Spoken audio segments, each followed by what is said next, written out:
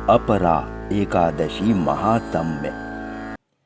युधिष्ठिर ने विनयपूर्वक भगवान श्री कृष्ण से कहा कि हे भगवान, ज्येष्ठ माह के कृष्ण पक्ष की एकादशी का क्या नाम है व उसका महात्म्य क्या है, कृपा करके बतलाइए।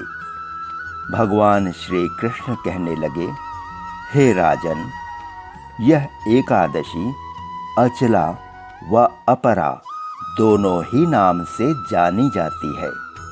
पुराणों के अनुसार इस एकादशी का नाम अपरा है, क्योंकि ये एकादशी अपार धन देने के साथ साथ संसार में यश भी प्रदान करती है।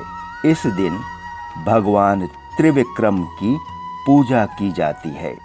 अपरा एकादशी के व्रत के प्रभाव से ब्रह्म हत्या, भूत योनि, निंदा व पर स्त्री गमन आदि पाप नष्ट हो जाते हैं। झूठी गवाही, मिथ्या ज्योतिषी व झूठे वैद्य बनने से हुए पाप भी नष्ट हो जाते हैं।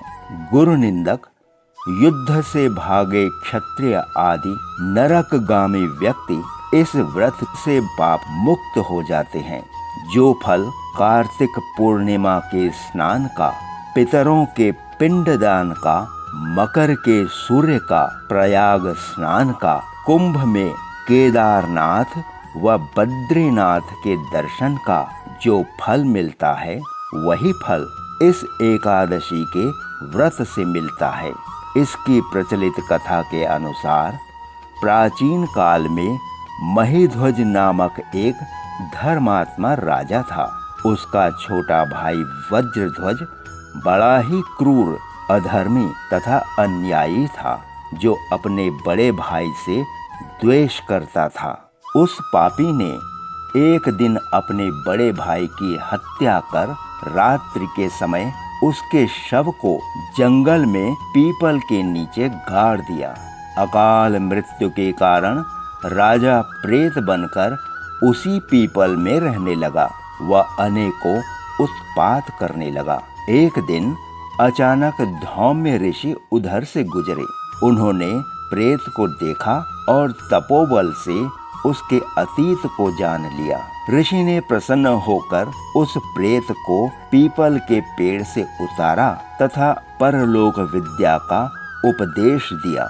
दयालु ऋषि ने राजा की प्रेत योनि की मुक्ति के लिए अपरा एकादशी का व्रत किया और उसे अगति से छुड़ाने के लिए व्रत का पुण्य प्रेत को अर्पित कर दिया।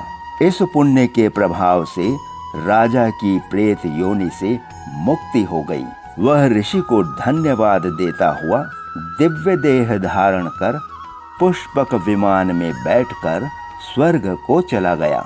हे राजन, यह कथा मैंने लोक हित के लिए कही है। इसे पढ़ने व सुनने से मनुष्य सब पापों से मुक्त हो जाता है।